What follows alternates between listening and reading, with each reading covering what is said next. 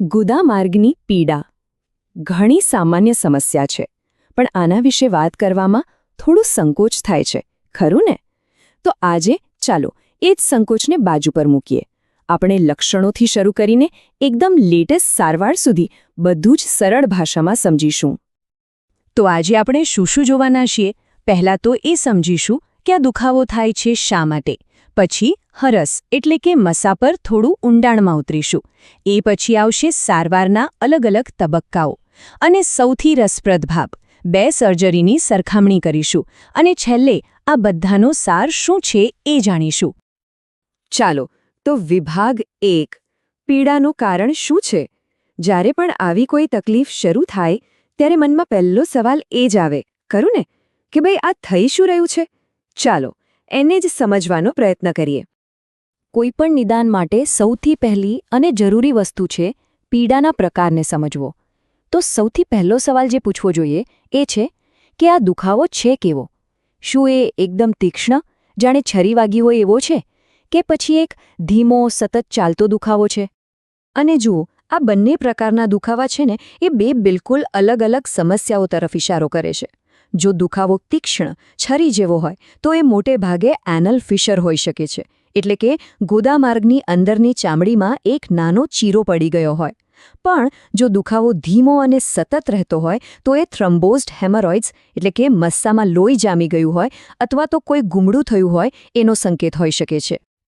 તો મૂળભૂત રીતે આ તીવ્ર પીડા પાછળ 3 મુખ્ય વિલન છે: હરસ એટલે કે મસ્સા, એનલ ફિશર એટલે કે ચીરા અને એનોરેક્ટલ એબ્સેસ એટલે કે ગુમડું.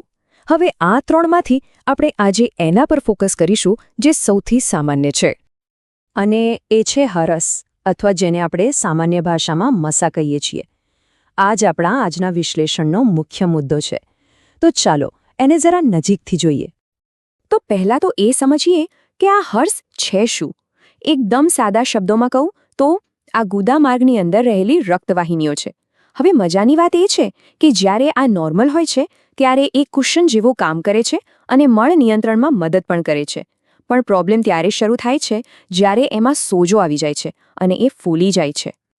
હવે હરસ પણ 2 પ્રકારના હોય છે: આંતરિક અને બાહ્ય. આંતરિક હરસ ગુદામાર્ગની અંદરની બાજુએ હોય છે.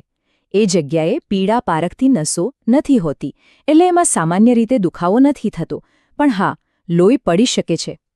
બીજી બાજુ બાહ્ય હરસ બહારની તરફ હોય છે, જ્યાંની ચામડી ખૂબ જ સંવેદનશીલ હોય છે, એટલે જ એમાં ખૂબ દુખાવો થઈ શકે છે. હવે ડોક્ટરો આંતરિક હરસની ગંભીરતા કેવી રીતે માપે છે? એના માટે આ 4 ગ્રેડની સિસ્ટમ છે. ગ્રેડ 1 એટલે બહુ જ સામાન્ય સ્થિતિ. ગ્રેડ 2માં એ જોર કરવા પર બહાર આવે અને પછી આપમેળે અંદર જતા રહે. ગ્રેડ 3માં એને હાથથી અંદર કરવા પડે. અને ગ્રેડ 4 એટલે સૌથી ગંભીર, જેમાં એ બહાર જ રહી જાય છે. કઈ સારવાર કરવી એ આ ગ્રેડ પરથી જ નક્કી થાય છે. તો સવાલ એ છે કે આનો ઈલાજ શું? જુઓ, સારવાર સીધી સર્જરી નથી હોતી. એના માટે એક પછી એક પગથિયાં ચડવા પડે છે. તમે એને એક સારવારની સીડી સમજી શકો છો. તો આ સીડીનું પહેલું પગથિયું શું છે? એ છે જીવનશૈલીમાં ફેરફાર. વધુ ફાઇબરવાળો ખોરાક, વધુ પાણી, આરામ. જો આનાથી ફેર ન પડે તો આપણે બીજા પગથિયે જઈએ, જેમાં ઓફિસ પ્રોસિજર્સ આવે છે, જેમ કે રબર બેન્ડ લિગેશન, જેમાં મસાના મૂળમાં એક નાનું રબર બેન્ડ લગાવી દેવામાં આવે છે જેથી સુકાઈને ખરી પડે. અને જ્યારે આ બધું જ નિષ્ફળ જાય ત્યારે છેલ્લું પગથિયું આવે છે સર્જરી. અને અહીંથી આપણી ચર્ચા એકદમ રસપ્રદ વળાંક લે છે, કારણ કે હવે આપણે વાત કરવાના છીએ સર્જરી વિશે, અને એ પણ એક નવા અભ્યાસના આધારે, જેમાં 2 મુખ્ય સર્જિકલ પદ્ધતિઓ, પરંપરાગત અને સ્ટેપલ્ડની સામસામે સરખામણી કરવામાં આવી છે. તો આ અભ્યાસમાં શું થયું? એમાં ગ્રેડ 2 અને ગ્રેડ 3 હરસવાળા 60 દર્દીઓને લેવામાં આવ્યા. 30 દર્દીઓને પરંપરાગત રીતે સર્જરી કરવામાં આવી અને બાકીના 30ની નવી સ્ટેપલ્ડ પદ્ધતિથી. હવે જોઈએ કે પરિણામ શું આવ્યું. પરિણામો ખરેખર ચોંકાવનારા હતા. જે લોકોની સ્ટેપલ્ડ પદ્ધતિથી સર્જરી થઈ હતી એ લોકો હોસ્પિટલમાંથી સરેરાશ માત્ર 1.5 દિવસમાં રજા લઈને ઘરે પહોંચી ગયા. અને એટલું જ નહીં, સરેરાશ ફક્ત 5.2 દિવસમાં તો એ લોકો પાછા પોતાના કામ પર પણ લાગી ગયા હતા. હવે આની સરખામણી પરંપરાગત સર્જરી સાથે કરો તો એ દર્દીઓને કામે પાછા ફરતા સરેરાશ 15.4 દિવસ લાગ્યા. વિચારો કેટલો મોટો તફાવત છે.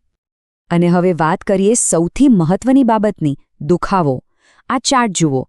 ઓપરેશન પછીના પહેલા દિવસે જ્યાં સ્ટેપલ્ડ ગ્રુપમાં દુખાવાનો સ્કોર 10માંથી ફક્ત 1.83 હતો, ત્યાં પરંપરાગત ગ્રુપમાં એ 4.97 હતો.